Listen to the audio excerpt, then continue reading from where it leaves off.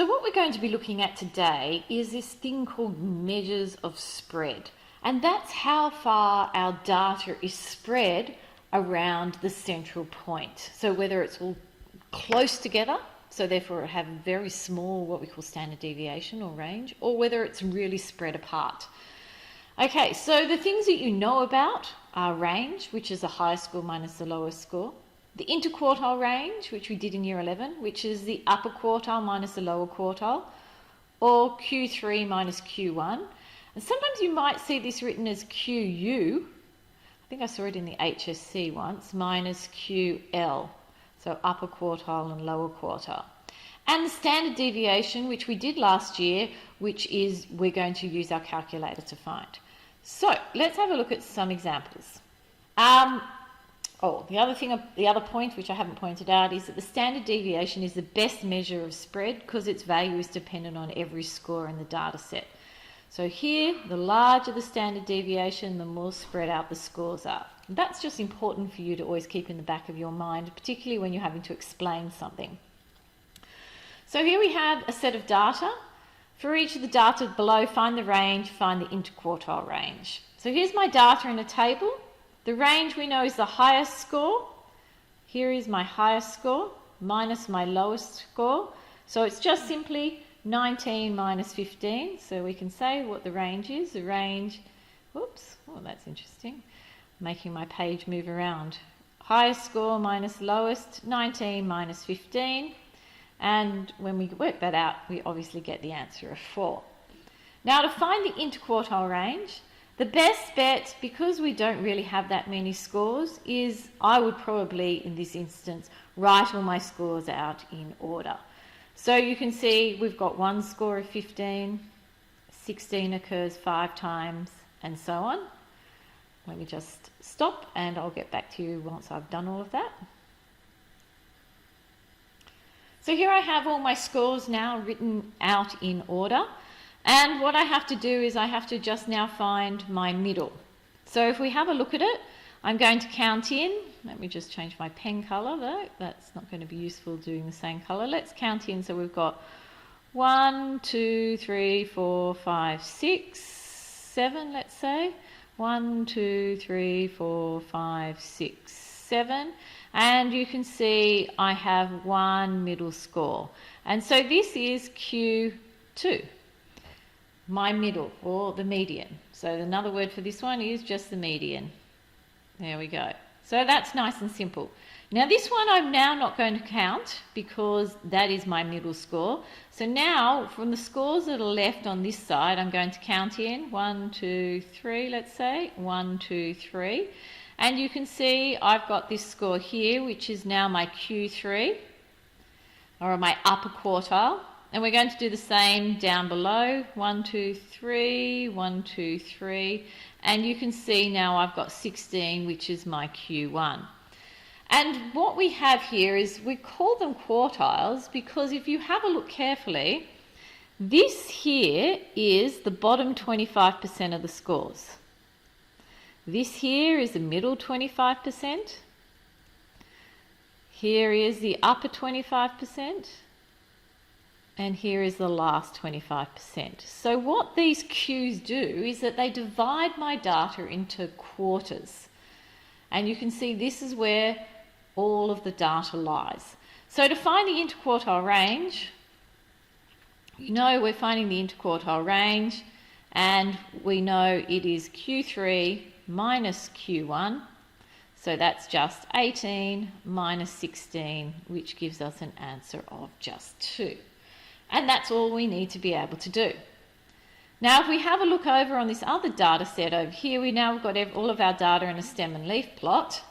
And so what we need to do is we need to do the same thing again. So the way I would do it is the first thing is I always have to find the median first. So to find the median, we know we go from the inside out, 2, 3, 4, 5, 6, 7, say. And from the outside in, 1, 2, 3, 4, 5, 6, 7. Let's go once more. And you can see now I've got two middles, haven't I? I've got 23 and 28. So right here is my Q2.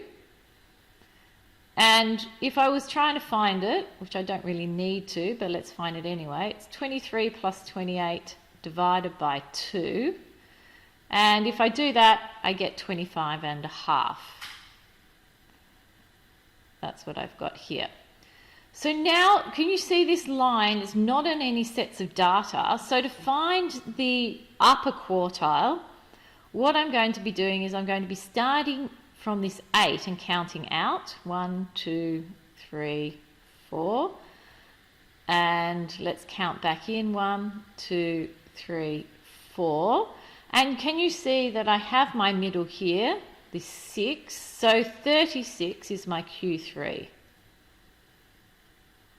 And then I'm going to do the same with the other data. So let me just put in there Q3 so that we all know. Now let's do it the other way. 1, 2, 3, 4. And then we're going from the outside in. So we're going 1, 2, 3, 4. And can you see here is my Q1, which is 12. So to find my data, my interquartile range, it's going to be Q3, which is 36, minus Q1, which is 12. And if we have a look at that, what we end up with is 4, 3, 24 is my interquartile range. And that is nice and simple. Oh, and we forgot to do just the range on this side. Well, you can see that the range, the highest number is 45, minus the lowest number, which is 4. So the range of my score has to be 41. Nice and simple.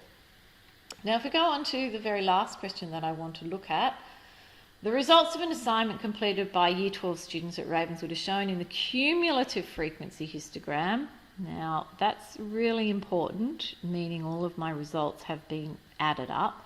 How many students completed the assignment?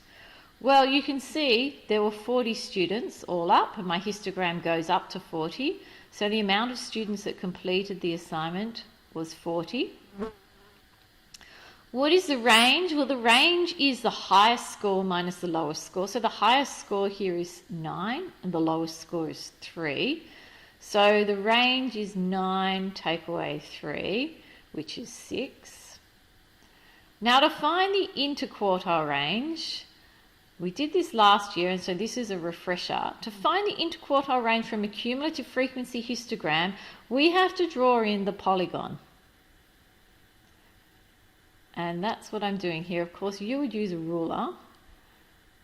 Common question in the HSC to test your understanding.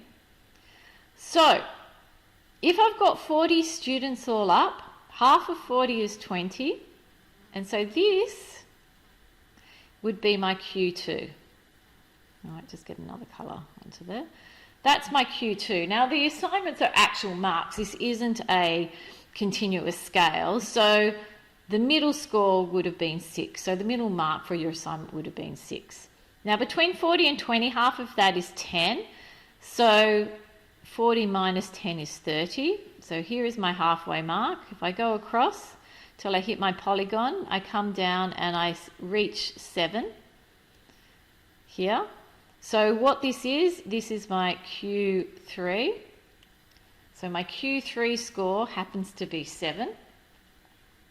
And once again, halfway between 20 and 0 is 10.